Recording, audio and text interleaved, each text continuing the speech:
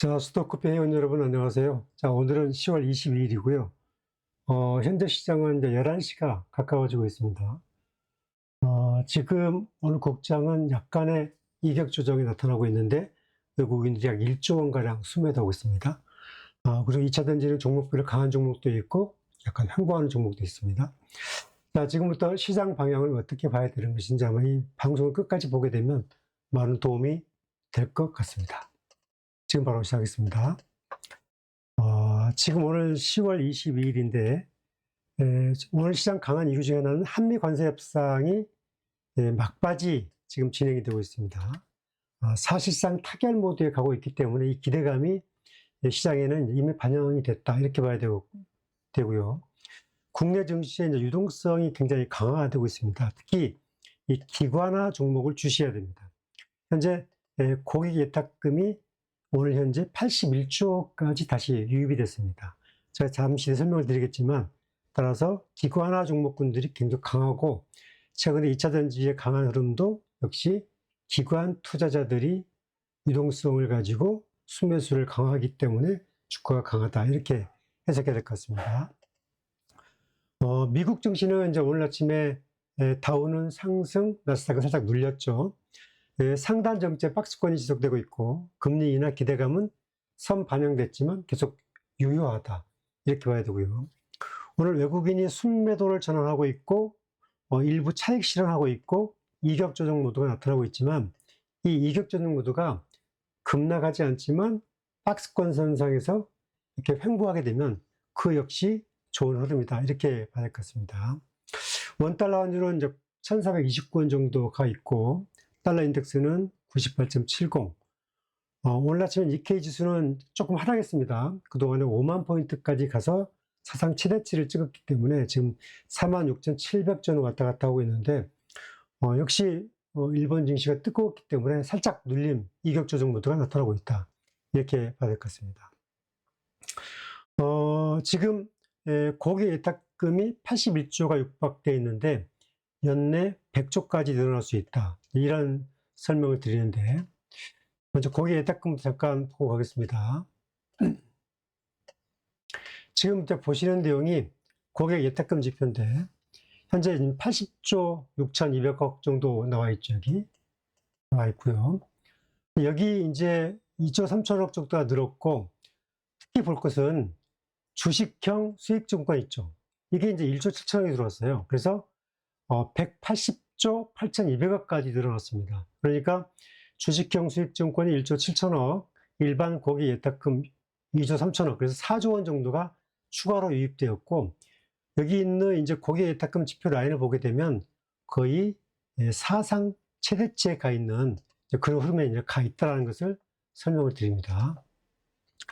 이런 이유 때문에 앞으로 연내 고객 예탁금이 100조까지 늘어나게 되면 아마 시장은 더 기관화 종목 중심으로 강하게 움직일 가능성이 있다. 이렇게 봐야 될 것 같습니다. 그리고 현재 시장. 현재 시장은 전형적인 유동성 시장입니다. 특히 기관 외국인이 종목을 순환시키고 있는데, 오늘 먼저 수급을 잠깐 볼게요. 지금 현재 이 시간 수급 동향입니다. 지금 보시면 오늘 현재 현재 11시가 넘었는데 개인이 1조 5천억 순매수하고 있고 외국인은 1조 1천억 정도 순매도하고 있고 기관은 3,900억 순매도하고 있습니다. 그리고 선물도 2,100억 정도 외국인이 매도하고 있고 기관은 3,900억 정도 순매수하고 있습니다. 오늘은 이제 외국인 현물과 선물을 양쪽을 다 순매도하고 있죠. 이 부분은 부분적으로 종목군들이 이제 반등을 살짝 하고 있지만 기관화 종목 장세가 진행되다 보니까, 그런데 전체적으로는 외국인이 살짝 이격 조정에 외국인은 들어갔다. 종목 순환 흐름에 들어갔다. 이렇게 보는 게 바람직할 것 같습니다. 현재 종합지수가 지금 보시게 되면 종합지수는 지금 외국인 1조 1천억 정도를 팔고 있음에도 불구하고 지금 코스피가 3포인트 정도 올랐죠. 그다음에 코스닥은 음봉에서 양봉으로 전환하는 흐름입니다. 지금 여기 있는 차트를 보세요. 보시게 되면 이제 이게 빨간 게 코스피 차트인데, 이렇게 지금 이렇게 롤러코스터를 타서 이렇게 쭉 상승으로 전환이 됐고, 코스닥도 이 상승으로 전환되는 흐름을 좀 보이고 있습니다. 지금 오늘 대표적인 종목을 보게 되면, 이렇게 이제 유동성 장세로 지금 외국인 기관의 흐름에 따라서 주가가 빠르게 지금 올라가는 흐름. 이게 이제 전형적인 외국인 순환 장세다. 이렇게 봐야 되는 거고요. 지금 이제 포트폴리오를 보게 되면,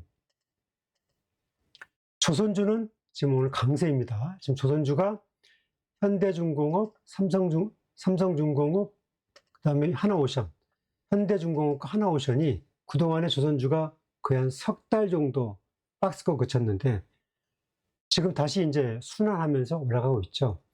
실적 검증을 마치고 올라가고 있는 흐름. 그 다음에 이제 반도체 대장 좀 볼까요?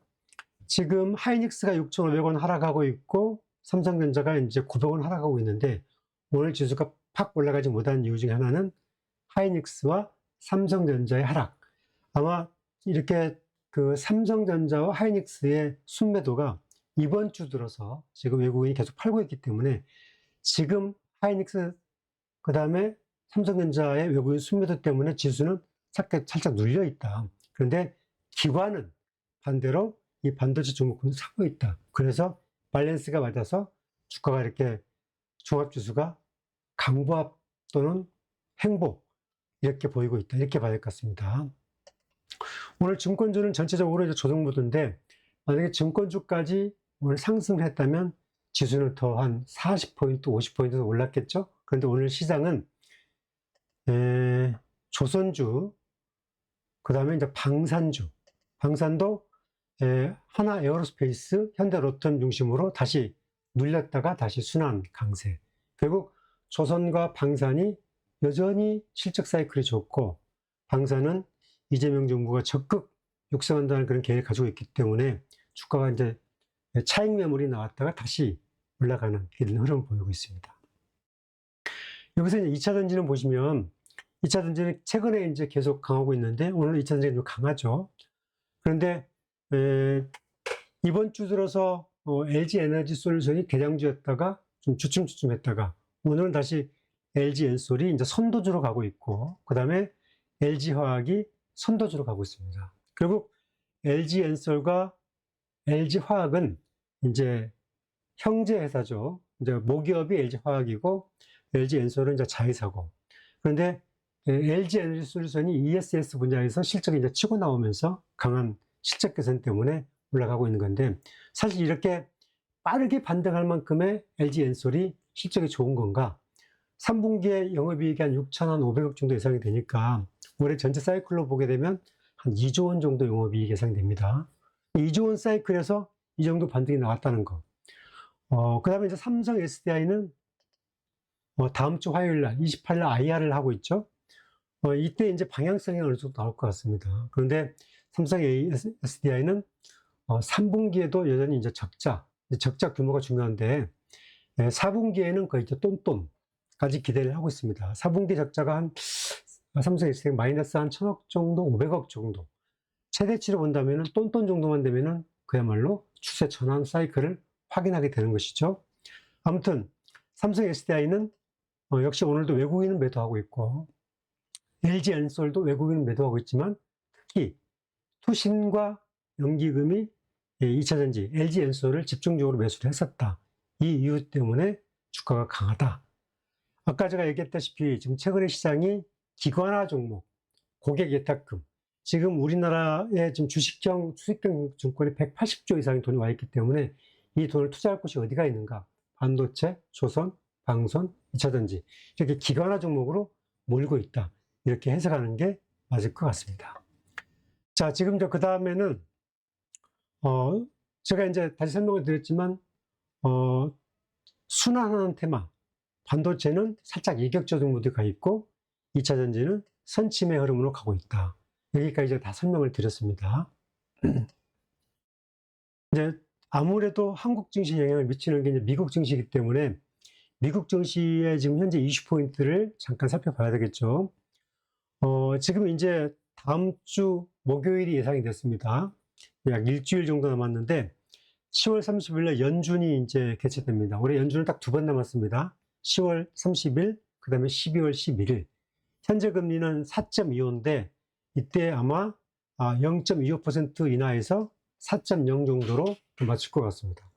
그리고 12월 11일 날 연준이 이제 올해 마지막이 개최가 되는데, 역시 추가 금리 인하 가능성이 있다. 왜냐하면 파월 의장도 양적 긴축이 이제 완화할 타이밍이 오고 있다 이렇게 얘기했잖아요. 그런데 이제 금리를 인하하려고 치면 역시 이제 물가죠. 소비자 물가 지수가 이제 10월 24일 날 CPI가 발표가 되는데, 지금 그 9월 달까지 예상치는 2.7이었어요. 당초 예측치가 2.9를 예측을 했는데 2.7이 나왔거든요. 근데 2.7이 나왔거든요. 근데 지금 10월 24일 날 이제 9월 소비자 지수를 발표를 합니다. 9월 소비자 지수를 발표하는데 예측치는 3.1 정도로 예측을 하고 있습니다. 그래서 이 예측치가 3 미만으로 나올 경우에 아마 10월 달에 10월 달에 금리는 확실하게 이제 인하를 하고, 그 다음에 12월 달에도 추가적으로 금리는 거의 확실시 인하될 가능성이 있다. 이제 이런 모드로 저희가 이제 분석을 해야 될 것 같습니다. 그리고 또 하나는 이벤트는 이제 2차 전지와 전기차의 빅 이벤트는 테슬라의 실적 발표가 이제 내일이죠. 한국 시간으로. 현지 시간으로 이제 오늘이죠. 발표합니다. 3분기 실적이 발표가 되는데, 2분기의 그 실적은 매출이 이제 225억 달러에서 EPS는 0.40달러였고, 1분기의 매출은 193억 달러에서 EPS는 0.12달러였습니다. 2분기 매출이 늘었고 0.40달러로 늘었습니다. 지금 테슬라의 지금 매출 흐름도 전기차 모드는 유럽에서 많이 다운됐지만, 특히 이제 뭐 동남아, 아시아 쪽에 전기차 매출이 많이 늘었기 때문에 아마 유럽의 부족분은 상회했을 걸로 보이고요. 특히 ESS 분야 내에서, 그 다음에 휴머노이드 분야 내에서 지금 일론 머스크가 방점을 두고 있기 때문에 3분기에 테슬라의 매출이 전체적으로 우리나라나 그 다음에 그 일본에 아마 2차 전지 산업 분야에 미치는 파급 영향은 꽤나 클 것이다. 저는 그렇게 보고 있습니다. 이런 흐름 때문에 아마 이제 내일 정도가 매우 관측이 되겠죠. 그 다음에 이제 여기에서 하나 이제 제가 이제 차트 한번 잠깐 보고 설명을 드리겠습니다.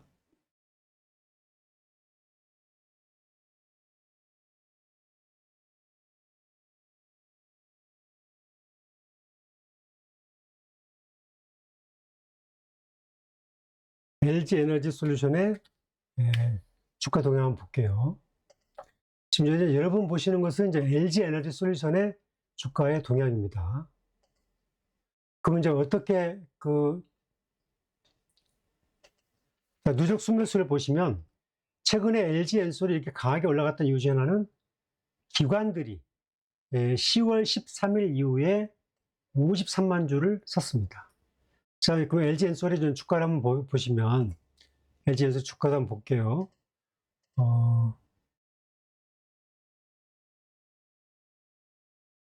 지금 LG 엔솔 주가인데 여기 보시면 정확하게 이제 10월 13일 이후죠.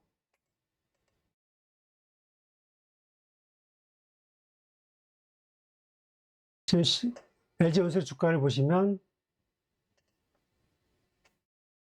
10월 딱 이날부터입니다. 이날부터 주가가 36만 원에서 46만 원까지 수직으로 올라왔습니다. 이게 이제 다 기관들이 2차 전지를 당겼다. 이거 확인할 수 있잖아요. 보시면 수급에서도 기관이 53만 주를 샀고, 물론 외국인은 그동안에 이제 28만 주까지 팔았다가 외국인도 거의 한 20만 주 정도 매수를 했다. 이렇게 봐야 되겠죠. 이런 이유로 주가가 급등한 겁니다. 삼성 SDI도 한번 보겠습니다. 지금 삼성 SDI도 한번 보시죠. 삼성 SDI도 보시면 좀 작게 보시면 10월 달러만 보면 역시 삼성 SDI는 조금 한 박자 늦었습니다.